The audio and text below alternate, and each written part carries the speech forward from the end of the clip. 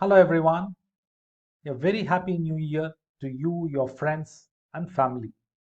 We are going to be looking at 2023 predictions for Scorpio moon or Vrichika Rashi. Moon is there in this position in your horoscope. The way I have presented the predictions is I have given the 12 houses and I have also given the significations of those 12 houses. So by looking at what is there on your screen, you will be able to understand the areas that are going to be under focus as far as 2023 is concerned, beyond what I am going to say or speak as I present the 2023 predictions. We are going to be considering three planetary movements. Okay, one is Saturn, which takes 2.5 years to move from one house to the other. Jupiter, which takes 1 year. Rahu and Ketu, they act in pair actually. They take 1.5 years to move from one Rashi to the other. We're going to be looking at all three in unison as we try to understand the 2023 predictions. Because planets operate alone, more than that, they also operate with other planets. So what you experience is what I call as the combination effect of different planets, right? So before going into 2023, let's quickly understand 2022. 2022 was one of the best years for Scorpio moon or Vrichika Rashi. Okay, the extent of your troubles would have been much lower compared to the previous years, especially from April 2022. Okay, from April 22 onwards, it's been a breeze. Okay, very good happenings are there in your life. Okay, at the very least, your emotions are under check. The percentage of times you felt happy would have been definitely more from April 2022. The reason for that is fifth house Jupiter, which is also extremely strong. From fifth house, Jupiter aspects the Bhagyasthana, the luck of ninth house. Ninth house is considered, as the house of luck. From fifth, it also aspects your moon, okay, or the first house, right? All these things are extremely good. And from fifth, it also looks at gains, okay. Jupiter is the planet that expands. Saturn is the planet that restricts, okay. So it's very important to look at Jupiter. Jupiter expands the intelligence as well, right? Because of the powerful Jupiter aspect on the first house, on the natal moon, your clarity of thinking would have been very good. You would have felt more positive, which is why I said the percentage of times you felt positive would have definitely been more since April 22. Okay. Rahu and Ketu are also in excellent positions. Rahu 6th house is fantastic. Okay. 11th house, 12th house Ketu is definitely not bad. Okay. There is nothing to worry. Saturn is probably in one of the best positions, having come out of the 7.5 period, right? So, all in all, it was a wonderful time period, especially from April 2022 onwards, and that luck is going to continue until March 2023. Okay, February and March would be the luck factor would be relatively lower because Saturn becomes combust. Saturn goes very close to Sun, that is known as combust, right, in February, and Jupiter gets combust in Mars, right? Because not just Saturn, the Sun also changes position, right? So we consider those special effects as well. So we give importance to these three planets, no doubt, right? But we do consider other planets if they are necessary, which is what I have done here. So January to March would be definitely a good period, but February and March, the luck factor will be relatively low. That's what I'm trying to say. Okay, and plus the fact that Saturn is changing its sign, right? Saturn is moving from third to fourth, in 17th of January 2023. Okay, Saturn. The key word for Saturn is restrict and darkness. Okay, what Saturn is going to restrict? It's going to restrict happiness. From fourth, Saturn is going to see the 10th house. It's going to restrict your profession. your means of living. From 4th, Saturn is also going to aspect your Rashi, right? Which means he is going to impact your mind. How will it impact mind? I said Saturn is a dark planet. If darkness comes to your mind, if darkness engulfs your mind, you won't feel great, right? That is the problem with Saturn moving to the 4th house. From 4th, Saturn seeing the 6th is good because he will restrict enemies, debts, and fight. We don't want enemies, no. We don't want debts. We don't want fights. That's what Saturn will reduce. So it's a mixed bag, okay, as far as Saturn transit is concerned. Right? It's actually a mixed bag. Saturn's aspect on 6th house is good, while the aspect on the mind is not so good. Okay. When you come to Jupiter, Jupiter transit is more troublesome than Saturn transit because Jupiter is moving from 5th house to 6th house. Jupiter, the keyword for Jupiter is expand. He will expand enemies, debts, and fights. That's not good. Okay. And 6th house is also the 12th, right? 12th to your 7th. That means losses to the 7th house matters like partnerships, close relationships like husband and wife, significant other, right? So if the 12th from 7th is going to be very active, that is not good for 7th because 12th house is usually the house of loss, right? So the loss house of the 7th house is going to be active. That's what I mean by 12th to 7th, right? How do I say that? From 7th, if I count 1 to 12, if I consider 7th as 1, 8 as 2, 9 as 3, so on, if I count, 6th house become 12th, no? So that is why I'm saying 12th to 7th. Let me write it clearly. 12th to 7th. Loss to 7th house matters like relationships. So relationships are going to be under huge stress for Scorpio natives in 2023. That is something you need to watch out for. Okay, because Saturn is also seeing, from 4th to these things. Saturn will restrict, no. So this restriction and expansion will happen together. So it will kind of balance out, but the 7th house matter, right? That is the loss of the 7th house matter will be amplified, and that is a problem area. Okay, so please watch out for that, right? You need to watch out till when I split 2023 into three things, right? January to April, then April end to September end, then October to December. That's how I'm splitting. This is good. This is going to be mixed bag, right? October to December. The good thing is Rahu and Ketu, they move from 6 to 5 and 12 to 11. That is a decent transit. Nothing major to be worried.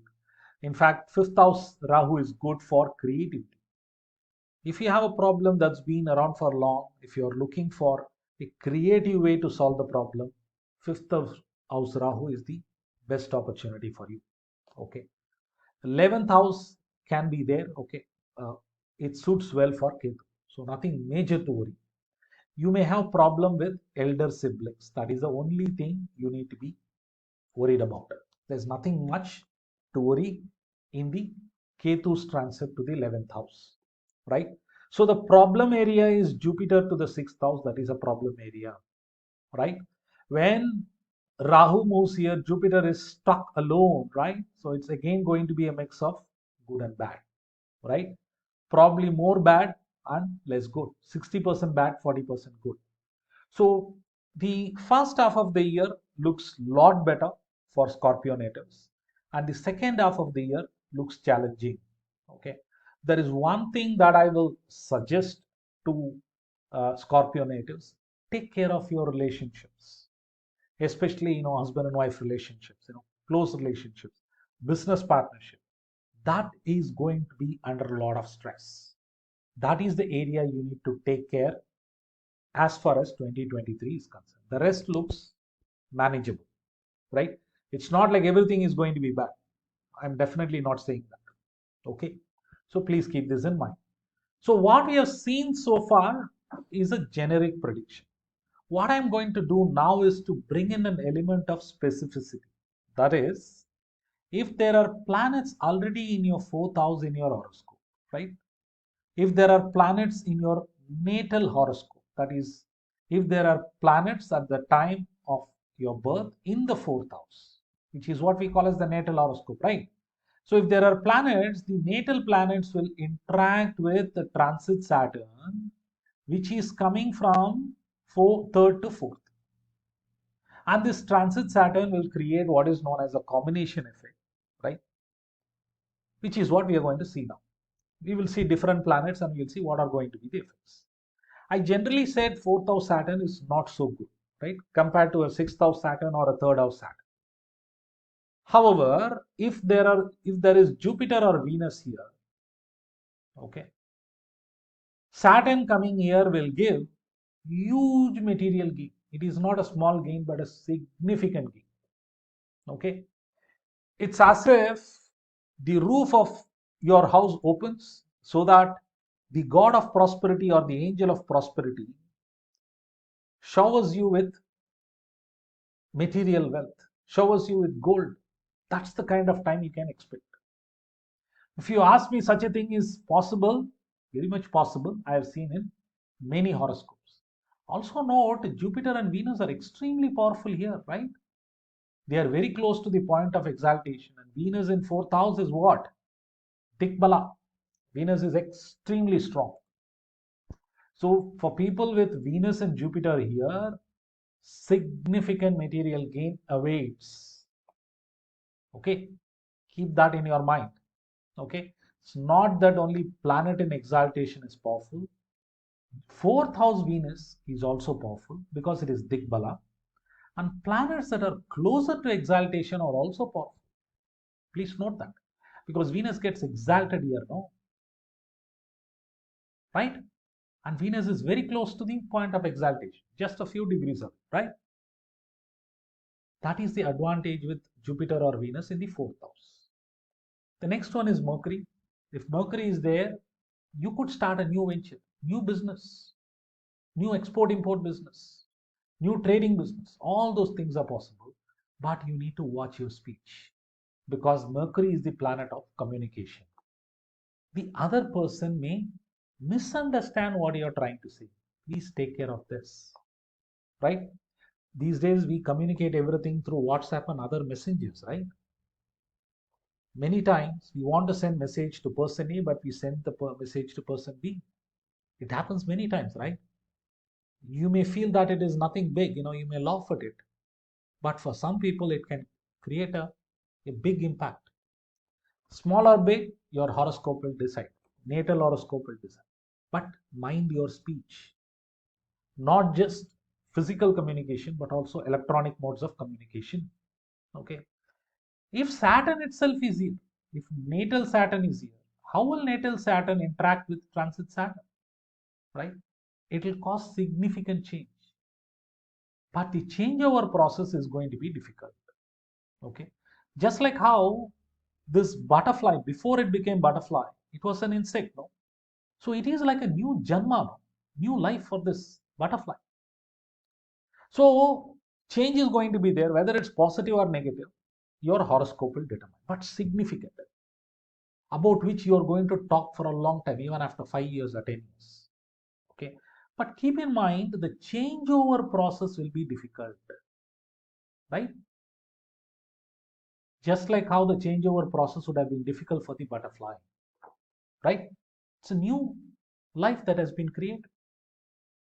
That's the kind of challenge you may experience, what I call as the changeover impact. Okay. If Saturn is already here, can I guess your age? I can guess your age. Your age is likely to be 30, 60, or 90. How am I saying it? Saturn takes 2.5 years to cross one Rashi. 12 Rashis are there, 30 years, right?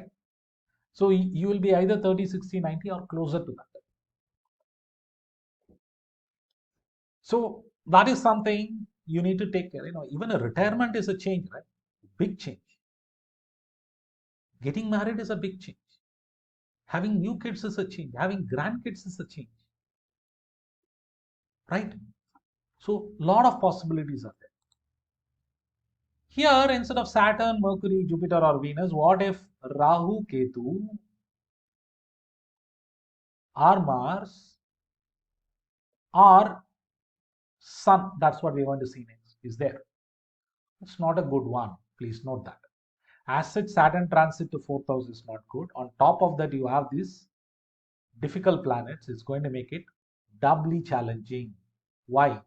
Saturn considers Mars and Sun as the number one enemy. Sun we are going to see next. How will you feel if you are in the midst of your worst enemies? What will be your state of emotion?